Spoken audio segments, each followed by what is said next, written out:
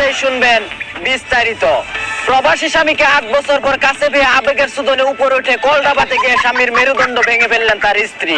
জানা যায় দীর্ঘদিন পানি পিপাসায় তৃষ্ণার্ত থাকায় জোরে জোরে কল চেপে পানি উঠাতে গিয়ে তিনি এ কাণ্ড করে বসেন।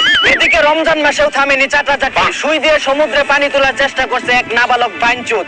ধারণা করা হচ্ছে সমুদ্রের গভীরতা বিশাল হওয়ায় যে কোনো সময় তলিয়ে যেতে পারে ফিটার খাওয়া অবুঝ শিশুটি।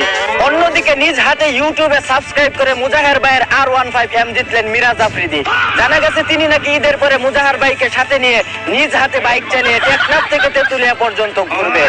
এদিকে টিকটকার মামুনের গোপনাঙ্গ কেটে ফেলার অভিযোগে গ্রেফতার হলেন 12 লাঙ্গের জাতা খাওয়া বুসকি লাইলা।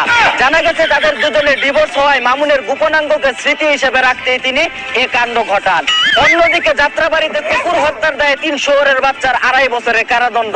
এদেশে কুকুর হত্যারও জেল জরিমানা হয়, কিন্তু ধর্ষণের কোনো বিচার হয় না। আসলেই জাতি হিসেবে আমরা উত্তর চাইতেও নিকৃষ্ট। এদিকে ভারতের কলকাতা থেকে হাদি হত্যার প্রধান 2 কুলাঙ্গার আটক। তাদেরকে অতি দ্রুত দেশে এনে রিমান্ডে নিয়ে পিছন দিয়ে সিদ্ধ ডিম আঁচড়াই দেওয়ার জোর দাবি জানাচ্ছি এবং এই হত্যার সাথে জড়িত সকল বাইনচুতদের ধরে জনসম্মুখে ফাঁসিতে ঝুলানো হোক। We want justice.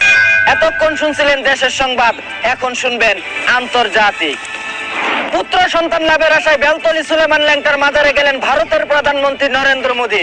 ধারণা করা হচ্ছে দিল্লিতে থাকা তার 76 বছরের স্ত্রী সন্তান জন্ম দিতে অক্ষম হওয়ায় ল্যাংটা বাবার নুনুস হয়ে তিনি প্রার্থনা করেন। এই খবর শুনে নরেন্দ্র মোদীর স্ত্রীকে সন্তান জন্ম দিতে সাহায্য করতে চায় বলে জানিয়েছেন মানবতার ফেরিওয়ালা জনি সিং।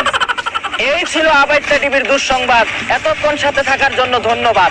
ভিডিওটি ভালো লাগলে উড়াদোড়া শেয়ার করে দিন। বিনোদনকে বিনোদন হিসাবে দেখুন। ঝাঁকানাকা পেজটি ফলো